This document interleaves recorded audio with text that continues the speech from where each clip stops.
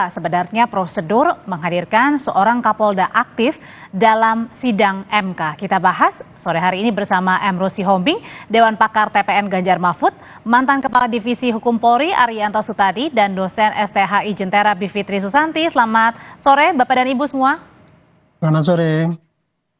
Saya mau ke Pak Emrus terlebih dahulu. Pak Emrus, jadi ini kan Kapolri menunggu nih siapa nama Kapolda yang akan dihadirkan rencananya oleh tim TPN Ganjar Mahfud. Jadi ini akan dibocorkankah sekarang namanya siapa? Baik. Yang pasti kita sedang bekerja keras untuk mengumpulkan fakta, data, dan bukti hukum. Dan termasuk para saksi tersebut, karena bagaimanapun kalau ada suatu kasus, ada fakta hukum, ada data hukum, maka tentu disertai juga para saksi-saksi. Nah, para saksi tersebut tidak sekedar hanya katakanlah seorang pejabat tertentu di kepolisian, tetapi para pihak yang menjadi saksi kita akan bawa ke Mahkamah Konstitusi. Jadi ini merupakan suatu paket daripada keseluruhan, karena memang tim hukum kita sedang bekerja keras. Tapi sebenarnya sudah ada belum sih yang sudah siap begitu? Polisi yang aktif gitu ya, sosoknya sudah ada, namanya sudah ada dan mau menjadi saksi?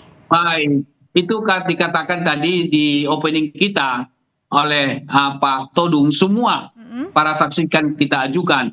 Oleh karena itu ada waktunya yang tepat nanti bahwa nama para saksi itu akan kita sampaikan di Mahkamah Konstitusi, apapun jabatannya. Karena menurut kami bahwa para saksi itu adalah suatu kewajiban bagi seluruh rakyat Indonesia ketika ada keterkaitan dan diduga mengetahui suatu kasus tertentu. Jadi sebagai warga negara yang baik, siapapun itu status sosialnya, maka ketika diajukan menjadi saksi dalam suatu penegakan keadilan dan kebenaran, saya kira kita bertanggung jawab untuk hadir di dalam suatu proses hukum. Masih dikumpulkan ya, belum diumumkan juga siapa nih kira-kira bocorannya. Kalau gitu Mbak Bivit, kemarin kan Kapolri Jenderal Listio Sigit sudah berkomentar juga ya, bahwa kita juga tunggu nih namanya siapa, dan kalau benar memang mau menjadi saksi harus ada bukti yang kuat. Mbak Bivitri, sebenarnya ngelihat dari pernyataan Pak Kapolri ini apa sih yang dilihatnya? Ya, kita juga belum tahu ya, barangkali mesti tanya ke Pak Kapolri sendiri. Tapi yang jelas begini, justru kan kehadiran saksi itu untuk meyakinkan hakim tentang suatu peristiwa hukum yang sedang diperiksa di dalam sebuah pengadilan, dalam hal ini Mahkamah Konstitusi. Jadi masalah bukti kuat atau tidak ya nanti terserah hakim, dan yang penting saksinya datang dulu ke Mahkamah Konstitusi. Sebenarnya itu dulu yang harus dipahami bersama. Jadi bukan yang harus kita lihat itu memang bukan jabatannya, bukan juga misalnya kalau barangkali ada publik yang terkecoh kalau polisi nggak boleh pokoknya ikut-ikutan dalam pemilu, bukan itu. Karena saya menduga yang ingin dibuktikan adalah soal keterlibatan aparat, karena kita berbicara soal dugaan kecurangan pemilu yang sifatnya terstruktur, sistematis, dan masif. Jadi kalau hadir sebagai saksi, meskipun ini perkaranya adalah perselisihan hasil pemilihan umum, itu bukannya tidak diperbolehkan, boleh saja tentara kah atau polisi kah, beda dengan yang namanya hak untuk dipilih maupun hak memilih, karena ini adalah kewajiban untuk hadir sebagai saksi bila dipanggil.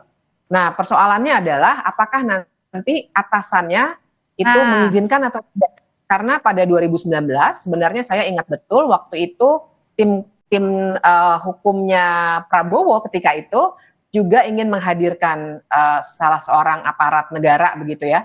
Tapi mereka meminta supaya yang memanggil adalah Mahkamah Konstitusi. Sehingga tidak mungkin ada upaya menghalang-halangi dari seorang yang masih aktif itu dari atasannya. Karena kita paham dalam struktur aparatur pemerintahan kah, aparatur kepolisian, tentara itu sangat struktural. Apa yang boleh atau tidak boleh itu sangat tergantung pada atasannya. Dan bisa saja kalau memang nanti membahayakan korps, bisa saja tidak diizinkan. Nah, tapi kalau ada surat panggilan dari Mahkamah Konstitusi, maka nanti wajib hadir. Cuma waktu 2019 itu tidak mau dilakukan oleh Mahkamah Konstitusi.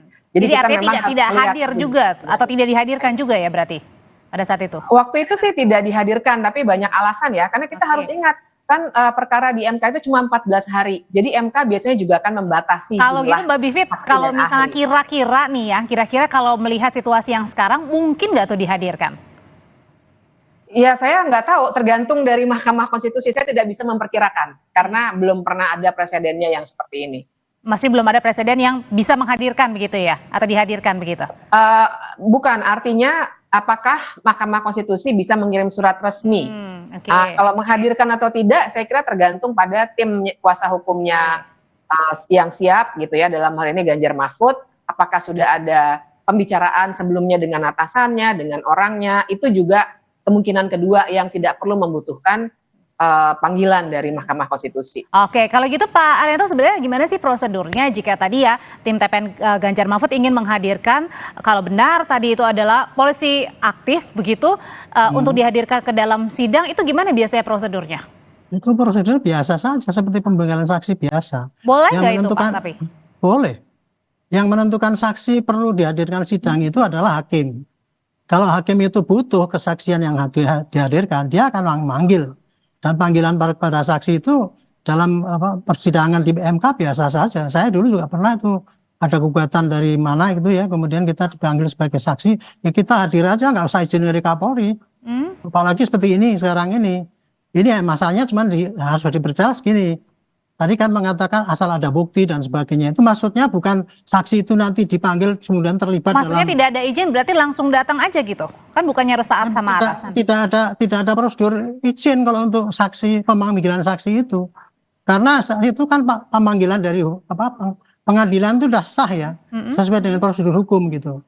Jadi itu pada individu orang yang dipanggil itu, dan saksi yang dibutuhkan itu adalah pasti yang tadi dikatakan Pak Emrus tadi, yang mengetahui, mendengar dan melihat dan sebagainya, atau yang tahu, dan itu yang itu pasti masuk dalam gugatan. Nah dari situ kalau misalkan di dalam gugatan disebut, oh ini Pak Kapolda tahu dan sebagainya, nah sehingga hakim kan pengen butuh kepastian. Nah, dia pasti panggil Kapolda itu, dan untuk Kapolda hadir apa tidak harus izin Kapolri. Kapolri nggak akan mungkin akan melarang, jangan izin. Emang dia apa itu kalau dalam prosedur hukum itu tidak ada kekhususan untuk seorang pejabat. Kalau memang dibutuhkan hukum ya dia harus hadir. Harus hadir kalau memang dibutuhkan hukum dan tidak perlu izin. Tapi pertanyaannya, kesulitannya apa nih kalau misalnya, tadi dikatakan sebenarnya tidak ada kesulitan, tapi pada saat prakteknya ada atau enggak, dan bagaimana juga nanti dengan nasib Kapoldanya jika menjadi saksi nanti. Tetap bersama kami di Kompas Petang, nanti kami akan kembali lagi.